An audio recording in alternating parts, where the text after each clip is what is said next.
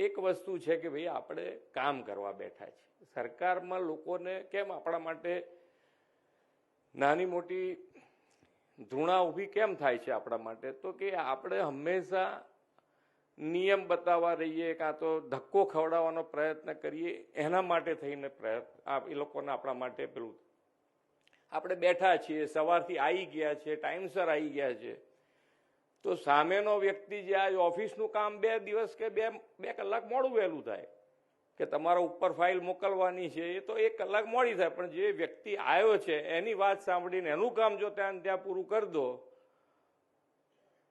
તો કેટલો આનંદ થાય પેલાને. તમને કોઈએ ધક્કો ખવડાયો હોય તો તમને ડબલ ગુસ્સો આવે. કેમ? કારણ કે તમે તો ગવર્મેન્ટમાં છો. સાલા હું ગવર્મેન્ટમાં છું તોય મારું સાંભળતો નથી. અરે તારે ડબલ ગુસ્સો આવે ને.